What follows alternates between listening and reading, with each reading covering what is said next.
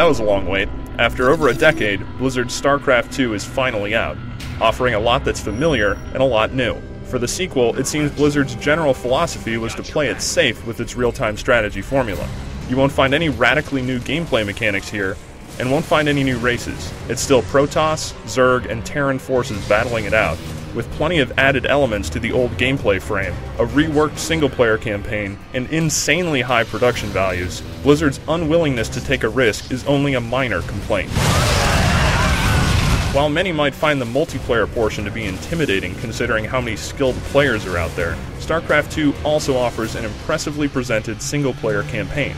This game, subtitled Wings of Liberty, is meant to be the first part of a trilogy and focuses on the Terran race. The tale follows outlaw Jim Raynor on a mission to overthrow a corrupt emperor. At first it seems a simple story, but quickly gets complicated by the arrival of a few familiar faces. It takes a while to gain momentum, and the personalities are fairly stereotypical, but considering the level of interaction and character development here is more comparable to a role-playing game than a real-time strategy title, it's not so hard to get swept up in the drama.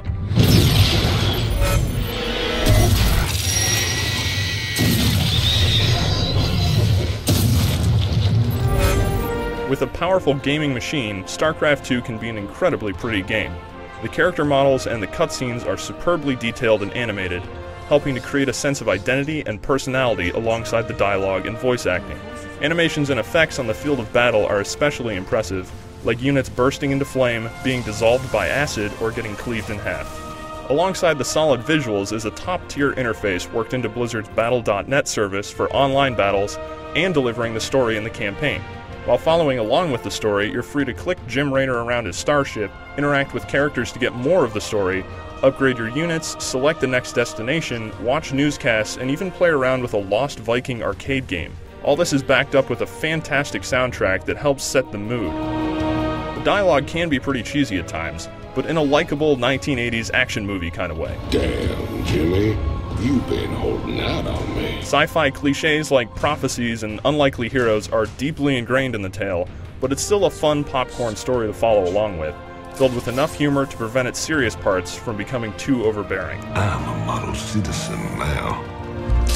For those terrified of ever heading online, you should know Blizzard has built in a large number of tutorials and hints for total newcomers, as well as a structured challenge mode to help out with figuring out what units do what and what they're good for. The way Battle.net automatically places you into leagues and divisions ensures you'll be playing against opponents of roughly similar skill level, and if you do get blown out of the water, you can always save and re-watch a match using the detailed replay system.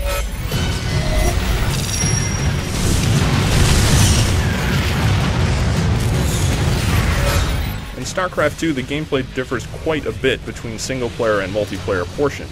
In both, you'll still gather resources to build armies, but in the Wings of Liberty campaign, there are a host of units not included in the multiplayer. This is great news for fans, since it means the return of units like medics and firebats, and is good for everyone else since it means there'll be more choices when setting up your army.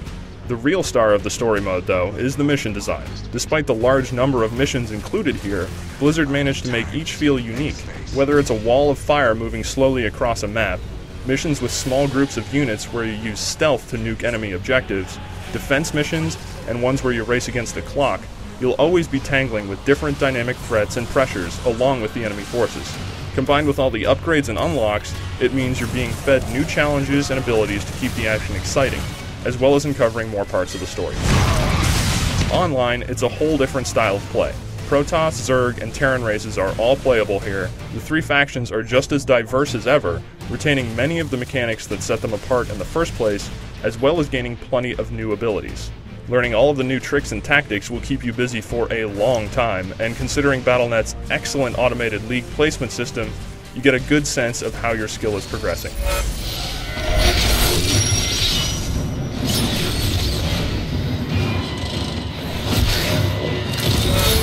It's been a long break between titles, but with StarCraft 2 Wings of Liberty, Blizzard's delivered one of the best real-time strategy experiences around.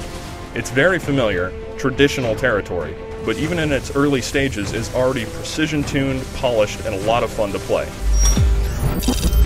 Blizzard doesn't do much to re-engineer the genre with StarCraft 2, but does deliver one of the most fully featured and finely wrought strategy titles available. For more on StarCraft 2, head over to IGN.com.